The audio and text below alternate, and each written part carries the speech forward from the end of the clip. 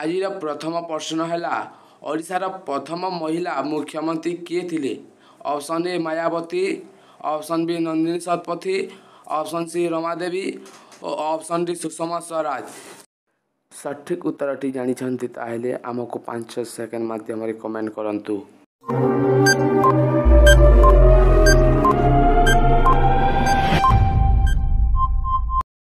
ସଠିକ୍ ଉତ୍ତରଟି ହେଉଛି option B Nandini Satapathy. ଆଜିର ଦ୍ୱିତୀୟ ପ୍ରଶ୍ନ ହେଲା ଓଡ଼ିଶାର ପ୍ରଥମେ କେଉଁ ମହିଳା ଜିଲ୍ଲାପାଳ ହୋଇଥିଲେ?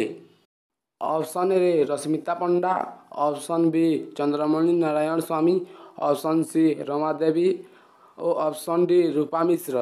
ସଠିକ୍ ଉତ୍ତରଟି ଜାଣିଛନ୍ତି ତାହେଲେ 5 ସେକେଣ୍ଡରେ ଆମକୁ କମେଣ୍ଟ କରନ୍ତୁ।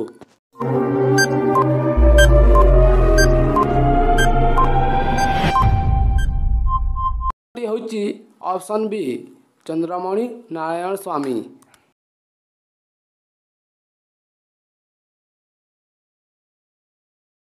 ଆଜିର ତୃତୀୟ ପ୍ରଶ୍ନ ହେଉଛି ଇଂରେଜମାନେ ଓଡ଼ିଶାରେ କେବେ ଜୟ କରିଥିଲେ?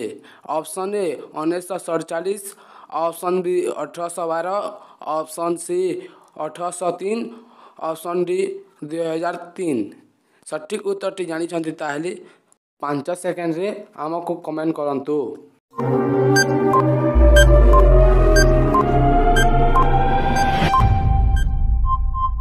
ସଠିକ୍ ଉତ୍ତରଟି ହେଉଛି option C 1803।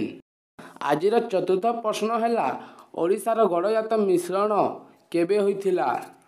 Option A 1848, option B 1992, option C 1882, option D 1948। ସଠିକ୍ ଉତ୍ତରଟି ଜାଣିଛନ୍ତି ତାହେଲେ ଆମକୁ 5 ସେକେଣ୍ଡରେ କମେଣ୍ଟ କରନ୍ତୁ।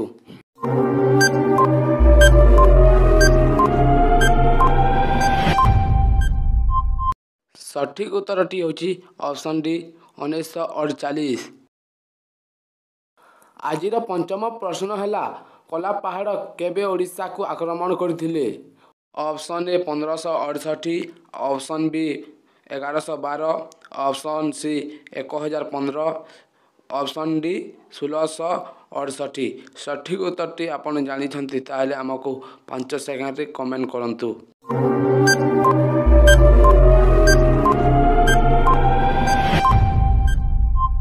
ଉତ୍ତରଟି ହେଉଛି ଅପସନ୍ ଏ 1561।